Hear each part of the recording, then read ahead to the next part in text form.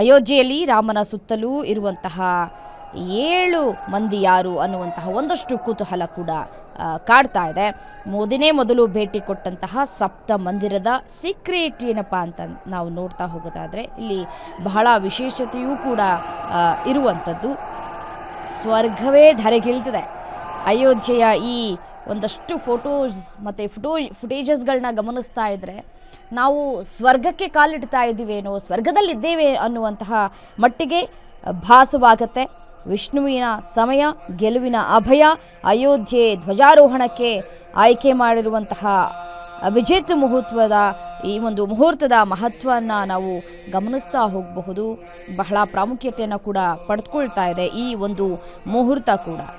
ಎಲ್ಲರ ಬಾಯಲ್ಲೂ ಕೂಡ ಇವತ್ತು ಓಡಾಡ್ತಾ ಇರುವಂಥದ್ದು ಒಂದೇ ಒಂದು ವಿಷಯ ಏನಪ್ಪ ಅಂತಂದರೆ ಅದೇ ಅಭಿಜಿತ್ ಮುಹೂರ್ತ. ಏನಿದು ಮುಹೂರ್ತ? ಯಾಕೆ ಇದೇ ಟೈಮನ್ನು ಫಿಕ್ಸ್ ಮಾಡಿದ್ದಾರೆ? ಈ ಮುಹೂರ್ತದಲ್ಲಿ ಕೆಲಸ ಮಾಡಿದ್ರೆ ನೋಡಿ ಸೋಲೇ ಇಲ್ವಂತೆ. ಸೊ ಹಾಗಾಗಿ ಈ ಒಂದು 11 ಗಂಟೆ 58 ನಿಮಿಷ ಈ ಒಂದು ಸಮಯವನ್ನು ನಿಗದಿ ಮಾಡಲಾಗಿರುವಂಥದ್ದು. ಇವತ್ತು ಅಯೋಧ್ಯೆಯಲ್ಲಿ ಹಬ್ಬವೋ ಹಬ್ಬ. ಇಡೀ ದೇಶವೇ ಕಾಯ್ತಾ ಇದ್ದಂತಹ ಗಳಿಗೆ ಬಂದೇ ಬಿಟ್ಟಿದೆ. ನಮ್ಮ ಪ್ರಧಾನಿ ನರೇಂದ್ರ ಮೋದಿಯವರು ರಾಮ ಮಂದಿರದ ಶಿಖರದ ಮೇಲೆ ಧರ್ಮ ಧ್ವಜ ಹಾರಿಸ್ತಾ ಇದ್ದಾರೆ. ಸೊ ಹಾಗಾಗಿ ವಿಶೇಷ ಏನಪ್ಪ ಅಂತಂದರೆ ಇವತ್ತು ವಿವಾಹ ಪಂಚಮಿ ತ್ರೇತಾಯುಗದಲ್ಲಿ ರಾಮ ಸೀತೆ ಮದುವೆಯಾದಂತಹ ಪವಿತ್ರವಾದಂತಹ ದಿನ ಇದು. ಸೊ ಹಾಗಾಗಿ ಇವತ್ತು ಬಹಳ ಪ್ರಾಮುಖ್ಯತೆಯನ್ನು ಪಡೆದುಕೊಳ್ತಾ ಇದೆ. ನೋಡಿ, ಜ್ಯೋತಿಷ್ಯದ ಪ್ರಕಾರ ಸೂರ್ಯೋದಯದಿಂದ ಮಾರನೇ ದಿನದ ಸೂರ್ಯೋದಯದವರೆಗೆ ಒಂದು ದಿನ ಅಂತ ಲೆಕ್ಕ ಹಾಕ್ತೀವಿ. ಇದರಲ್ಲಿ ಒಟ್ಟು 30 ಮುಹೂರ್ತಗಳಿರುತ್ತೆ. ಹಗಲಲ್ಲಿ 15, ರಾತ್ರಿ 15. ಹಗಲಿನಲ್ಲಿ ಬರುವಂತಹ 8ನೇ ಮುಹೂರ್ತವೇ ಈ ಒಂದು ಅಭಿಜಿತ್ ಮುಹೂರ್ತ ಅಂತ ಹೇಳಿ ಕರೆಯಲಾಗುತ್ತೆ. ಸಿಂಪಲ್ ಆಗಿ ಹೇಳಬೇಕಂತಂದ್ರೆ ಮಧ್ಯಾಹ್ನ ಸೂರ್ಯ ನೆತ್ತಿಯ ಮೇಲೆ ಬರೋದಕ್ಕೆ ಸುಮಾರು 24 ನಿಮಿಷಕ್ಕೂ ಮುಂಚೆ ಮತ್ತು 24 ನಿಮಿಷದ ನಂತರ ಬರುವಂತಹ ಸಮಯ ಇದು ಅಂತ ಕೂಡ ಹೇಳಲಾಗುತ್ತೆ. ಸಾಮಾನ್ಯವಾಗಿ ಇದು 11:45ರಿಂದ 12:30ರವರೆಗೆ ಇರುತ್ತೆ. ಸೂರ್ಯೋದಯದ ಟೈಮ್ ಮೇಲೆ ಇದು ಚೂರು ಆಚೆ ಈಚೆ ಆಗತ್ತೆ ಅಂತ ಹೇಳಲಾಗುತ್ತೆ. ಸೊ ಈ ಟೈಮ್ನಲ್ಲಿ ಯಾವುದೇ ಕೆಟ್ಟ ಗಳಿಗೆಗಳು ಕೂಡ ಇರೋದಿಲ್ಲ, ಯಾವುದೇ ದೋಷವೂ ಕೂಡ ಇರೋದಿಲ್ಲ. ಅದಕ್ಕೆ ಇದನ್ನು ದೋಷರಹಿತ ಸಮಯ ಅಂತ ಕೂಡ ಕರೀತಾರೆ. ಸಾಕ್ಷಾತ್ ರಾಮ ಹುಟ್ಟಿದ ಸಮಯವೇ ಇದು ಅಂತ ಹೇಳಿ ಪರಿಗಣಿಸಲಾಗ್ತಾ ಇದೆ. ಅದು ನಿಜವೂ ಕೂಡ ಹೌದು. ಈ ಮುಹೂರ್ತ ಯಾಕಷ್ಟೊಂದು ಪವರ್ಫುಲ್ ಅಂತ ಹೇಳಿ ನಿಮಗೂ ಕೂಡ ಪ್ರಶ್ನೆ ಬರಬಹುದು. ಯಾಕಪ್ಪ ಅಂತಂದರೆ ಸಾಕ್ಷಾತ್ ಮಹಾವಿಷ್ಣುವಿನ ಸಮಯ ಇದು. ಅಷ್ಟೇ ಅಲ್ಲ, ಪ್ರಭು ಶ್ರೀರಾಮ ಹುಟ್ಟಿದ್ದು ಕೂಡ ಇದೇ ಅಭಿಜಿತ್ ಮುಹೂರ್ತದಲ್ಲಿ. ಅದಕ್ಕೆ ರಾಮನ ಕೆಲಸಕ್ಕೆ ಇದಕ್ಕಿಂತ ಒಳ್ಳೆ ಟೈಮ್ ಬೇರೆ ಇಲ್ಲವೇ ಇಲ್ಲ ಅಂತ ಕೂಡ ಪರಿಗಣಿಸಲಾಗ್ತಾ ಇದೆ. ವಾರದಲ್ಲಿ ಬುಧವಾರ ಬಿಟ್ಟು ಉಳಿದ ಎಲ್ಲ ದಿನ ಈ ಮುಹೂರ್ತ ಸಿಗತ್ತೆ ಅಂತ ಕೂಡ ಒಂದು ಉಲ್ಲೇಖ ಕೂಡ ಆಗಿರುವಂಥದ್ದು.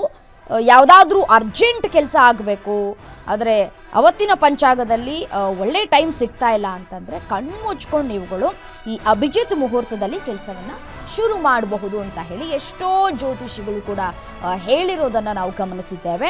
ಸೊ ಹಾಗಾಗಿ ನವರಾತ್ರಿಯಲ್ಲಿ ಕಳಸ ಇಡೋಕ್ಕೂ ಕೂಡ ಇದೇ ಬೆಸ್ಟ್ ಟೈಮ್ ಅಂತ ಹೇಳಿ ಪರಿಗಣಿಸಿ ಆ ಒಂದು ಸಮಯದಲ್ಲಿಯೇ ಈ ಒಂದು ಕಳಶವನ್ನು ಇಡುವಂತಹ ಒಂದು ಪ್ರತೀತಿ ಕೂಡ ಇದೆ. ಅದನ್ನು ನಾವು ಗಮನಿಸ್ಕೊಳ್ತಾ ಬಂದಿದ್ದೇವೆ. ಈಗಲೂ ಕೂಡ ಅದೇ ಸಮಯವನ್ನು ಇಲ್ಲಿ ಆಯ್ಕೆ ಮಾಡಿಕೊಳ್ಳಲಾಗ್ತಾ ಇದೆ.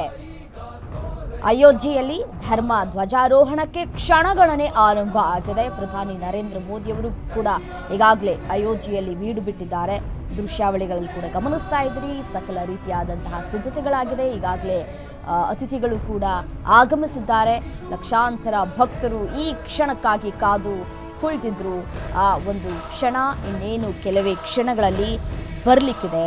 ಮತ್ತು ಇವತ್ತು ಅಯೋಧ್ಯೆಯಲ್ಲಿ ಧ್ವಜ ಹಾರಿಸೋದಕ್ಕೆ ನಿಗದಿಯಾಗಿರುವಂತಹ ಅಭಿಜಿತ್ ಮುಹೂರ್ತ ಬೆಳಗ್ಗೆ 11:58ರಿಂದ 12:35ರವರೆಗೆ ಇದೇ ಸಮಯದಲ್ಲಿ ಅಮೃತ ಸರ್ವೋತ್ತಮ ಮುಹೂರ್ತ ಕೂಡ ಕೂಡಿ ಬಂದಿದೆ. ವಿಷಯದಲ್ಲಿ ಗಮನಿಸ್ತಾ ಇದ್ರಿ. ಪ್ರಧಾನಿ ನರೇಂದ್ರ ಮೋದಿಯವರ ಆಗಮನ ಆಗಿದೆ. ವಿಶೇಷವಾಗಿ ಪೂಜೆಯನ್ನು ಕೂಡ ಸಲ್ಲಿಕೆ ಮಾಡ್ತಾ ಇದ್ದಾರೆ. ಪ್ರಧಾನಿ ನರೇಂದ್ರ ಮೋದಿಯವರು ಶ್ರೀರಾಮನ ದರ್ಶನವನ್ನು ಕೂಡ ಪಡೆದುಕೊಳ್ತಾ ಇದ್ದಾರೆ. ಮಂದಿರದಲ್ಲಿದ್ದಾರೆ ಪ್ರಧಾನಿ ನರೇಂದ್ರ ಮೋದಿ ಅವರು. ಆ ಕುರಿತ ದೃಶ್ಯವನ್ನ ಗ್ಯಾರಂಟಿ ನ್ಯೂಸ್ನ ಸ್ಕ್ರೀನ್ ಮೇಲೆ ಗಮನಿಸ್ತಾ ಇದ್ದೀರಿ. ಮೋದಿ ಹಾರಿಸುವಂತಹ ಆ ಕೇಸರಿ ಬಾವುಟ ಸಾಧಾರಣ ಬಾವುಟ ಅಂತೂ ಅಲ್ಲವೇ ಅಲ್ಲ. ಅದರಲ್ಲಿ ಓಂ, ಸೂರ್ಯದೇವ ಮತ್ತು ಕೋವಿದಾರ ಮರದ ಚಿತ್ರಗಳಿವೆ. ಇದು ರಾಮರಾಜ್ಯದ ಸಂಕೇತ ಕೂಡ ಹೌದು. ಇಂತಹ ಪವಿತ್ರ ಸಮಯದಲ್ಲಿ ಈ ಪವಿತ್ರ ಧ್ವಜ ಏರಿದ್ರೆ ಮುಂದಿನ ದಿನಗಳಲ್ಲಿ ಭಾರತಕ್ಕೆ ಒಳ್ಳೆಯದೇ ಆಗತ್ತೆ ಅನ್ನೋದು ಭಕ್ತರ ನಂಬಿಕೆಯೂ ಕೂಡ ಹೌದು.